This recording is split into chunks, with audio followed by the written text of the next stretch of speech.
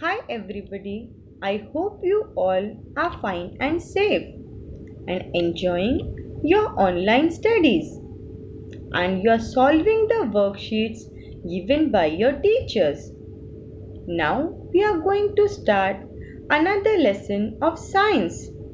In this lesson, we are going to discuss about so many interesting activities related to the lesson. You can do it at home with your parents whenever it is possible. Collect soil from different places: a garden, a playground, a seashore, and a river bank. Spread out different soils on sheets of white paper. Look at them with a magnifying glass if you have a magnifying glass at home. Examine the color, size of particles, presence of dead leaves, insects.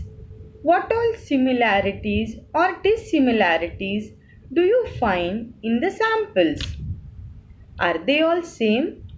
No, not at all. They must be different. Now try to blow away the soil.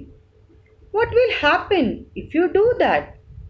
Yes, the soil will be blown off and it will go and get deposited on some other place. Now, another activity: make a heap of soil at one place. You must have done that while playing with the sand on the beaches or making castles while playing in the garden. Now pour some water over it. What happens now? What do you observe? The water runs down the heap and take away the topsoil along with it. When the water flows down, it deposits the soil on the way. When the flow becomes slow, do you know that the topmost layer of soil is very important as it is the most fertile layer of the soil and it takes hundreds or thousands of years to make 1 centimeter of the topsoil. Now, for another activity, you put some sand on one place of the table. Blow over the sand. Observe what happens. Yes, you will see that the sand is blown off and deposited at another place. It is carried away by the air that you have blown. This carrying away of soil by wind or water is known as erosion of soil. One more experiment is there. Cut 3 plastic bottles horizontally from the top. Fill all the 3 bottles with soil. In the first bottle, we plant some trees. In the second bottle, cover the soil with dried leaves. In the third bottle, you have to fill the soil and leave it like that. Now, put something at the mouth of the bottle to collect the water that you are going to pour in the bottles. Now, pour ample amount of water in all the 3 bottles. What do you observe? You will observe then that in the first bottle the water comes out clean where we have plants. In the second bottle where we have covered the soil with the leaves, the water is little hazy. In the third bottle, you will see that so much of soil is carried away by the water. So, what does it show? It shows that when the soil is bare, it is carried away by water. So, we are going to discuss about this in the lesson. So, we are going to learn about soil erosion and conservation. Is it possible to survive without plants? Why? Tell me the answer. No, it is not possible. No, it is not possible, as all the animals directly or indirectly depend on plants for food, because some animals who are herbivores, they eat plants, but the carnivores eat the animals who eat plants. That's why all the animals directly or indirectly depend on plants on their food. Also, plants give us oxygen. So, without plants, life is not possible on earth. But do you know that plants cannot grow without soil? Right, most of the plants grow in the soil. They take water and minerals from the soil to make the food by the process called photosynthesis. That's why soil is very important for us. Without soil, you can say that life on earth is not possible. So, we should protect the soil from getting eroded or carrying away by wind or water, which is known as conservation of soil. So, in this lesson, we are going to learn about importance of soil, how soil is formed, soil erosion. In that, erosion by agents like erosion by water, erosion by wind, erosion due to human activities like deforestation, overgrazing, and then we are going to study about soil conservation, where we are going to study about different methods which can be used for the conservation of soil, like afforestation, soil cover, shelter belts, terrace farming, building embankments. Now, the upper layer of earth is mostly soil. It is made up of small particles of broken down rocks. Yes, soil is made up of rocks. Soil is a loose material that lies on the top of the land. It is a mixture of many different things, including rocks, minerals, water, air. Soil also has nutrients. That's why it is an ideal place for the plants to grow. Soil is important for life on earth. It takes hundreds and thousands of years for a thin layer of topsoil to form. Soil is made up of small particles of broken down rocks, remains of dead plants and animals, water, air, and so many other things. Soil also contains tiny living organisms which you call microorganisms such as insects, bacteria, worms. Yes, you heard it right. All these are present in the soil. Now we are going to study about importance of soil. Now you know that the plants take water and minerals from the soil for the process of photosynthesis. Yes. Do you know what all things are required for the process of photosynthesis? Yes, plants take carbon dioxide, water, and minerals from the soil. In the presence of sunlight, they make their own food by the process called photosynthesis. Plants use nutrients from the soil to grow and make food because soil holds water and nutrients. It helps the plants to grow. It helps. Now, do you know that how the plants stand erect on the ground?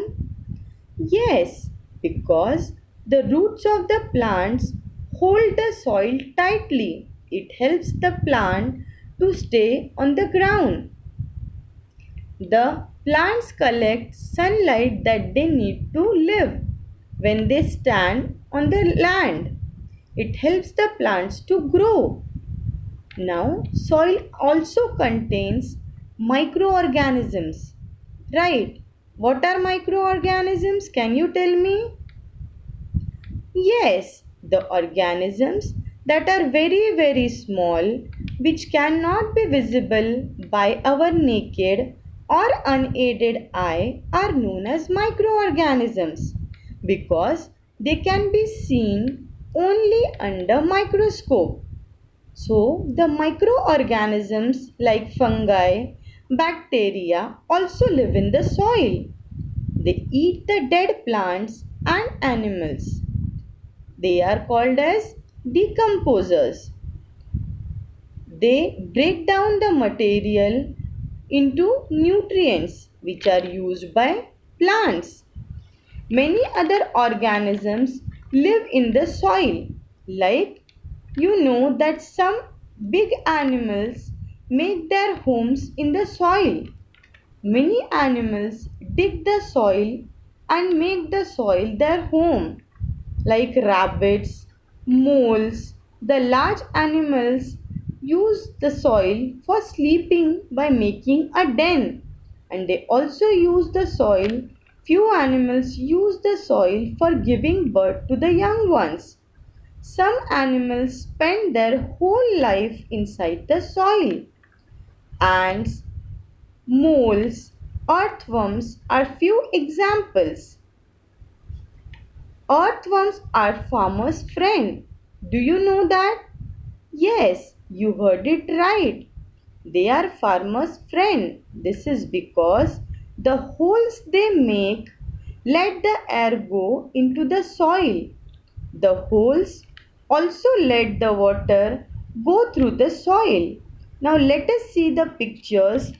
In these pictures, you can see the plants which are standing in the soil, right? Because plants take the nutrients from the soil. Now, in this picture, you can see an animal which makes a burrow and lives in the soil.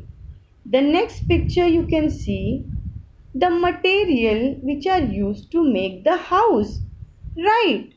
We use products from the soil to build our homes. We get sand, cement, bricks, metals, rod, etc. from soil. Now, soil in different places of the earth is different because of the climate and because of the rocks of which it is made.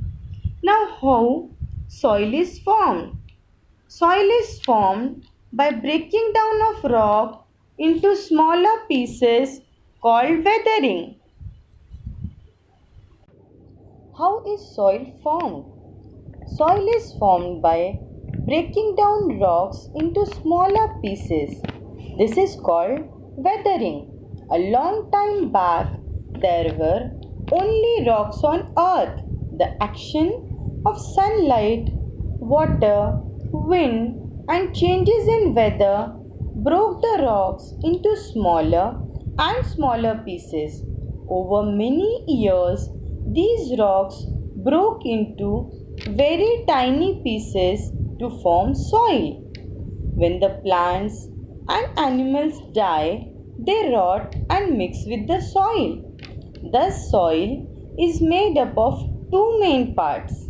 It is made up of tiny pieces of rocks that and humus, that is, rotted pieces of plants and animals. Humus is dark brown in color. It is good for healthy growth of plants. Now, we will see how soil is formed. Soil is formed by weathering. Weathering means breaking down of rocks by the action of wind, animals, plants, rain, flowing water, changes in weather. Now let us have a look at this picture to see how the process of weathering breaks the rocks. In the first picture you can see by the action of sunlight. When the sunlight falls on rocks, the rocks expand as it becomes hot. When the sun is not there and when it is night, it cools down. so it contracts. This continuous contraction and expansion breaks the soil. That's how sun is responsible for the process of weathering. Now weathering by water. The rainwater is little acidic. It reacts with the rock to break it down. Few animals throw away the rocks because of animals. At times, the rocks are taken from one place to another. In this way, animals bring about the process of weathering. Now, moving or flowing water. When the water flows, it is having a force. This force takes away the rocks along with it. When the rocks are taken away by water, it gets knocked down to each other and they break into smaller and smaller pieces. And finally, they are made into tiny grains of sand over a period of time. Now, wind also plays an important role in the process of weathering. Play. As the soil forms, it settles down in layers on the land surface. There are few layers of soil. The topmost layer is known as topsoil, which contains humus and is very fertile. Now, because it contains rotted plants and animals, but sometimes the wind and water carry away the soil from the place where it was formed to different places. As the topsoil is very fertile, when it gets removed from the place, the soil at that place become barren and unfit for farming. So, the process of water or wind carrying away the soil is known as soil erosion. So, what is soil erosion? When the soil gets carried away by water or wind to some other place from where it was formed is known as soil erosion. Now, erosion can take place in many ways like erosion by water, erosion by wind, erosion by human activities like deforestation, overgrazing, etc. Now, erosion by water. Water, when moves, can carry away the soil from one place to another as it has some force. When the moving water carries away the soil from the place where it was formed, it is known as erosion by water. During the rainy season, the water takes away the topsoil while moving on the land. In comparison to land, water moves faster in the hilly areas. Can you tell me why? Right, because hilly areas have slopes. So, all of you know that on the slopes water moves faster than it is on the land. So, erosion by water takes place more in hilly areas than in plains. In hilly areas, the fast flowing water erodes the soil from the banks of the river. Thus, the river that flows down the mountains or hills carry more and more soil. Can you imagine how it happens? The flow of the river is faster in hills. As it reaches the plains, the flow slows down and the river deposits the soil which it carried from the hilly areas on the plains. Over many years, the river keeps on depositing the soil. When the deposition becomes too much, it compels the river to change its course. This causes the flood as the rivers flow through another way, which causes a huge loss in life, to life and property. Now, erosion by wind. Loose soil that is not covered and is not having vegetation can be easily taken away by wind as it is taken away by water. When strong winds blow, they take away the topsoil. The soil gets deposited when the speed of the wind slows down. The erosion by wind takes place more in dry areas. Can you tell me which are the areas which we call dry? Right, particularly in deserts. Wind erosion is a natural process that moves soil from one location to another by the force of the wind. So, the erosion by wind is most common in deserts, coastal areas, and beaches. So, today, what we have learned, children? Yes, we have learned how soil is formed over the years when rocks break down into smaller and smaller pieces. We have also learned about the importance of soil, like how plants grow and they takes nutrients and minerals from the soil. Can you tell me which all animals, worms or insects live in the soil? Right, few microorganisms, insects, worms like earthworm.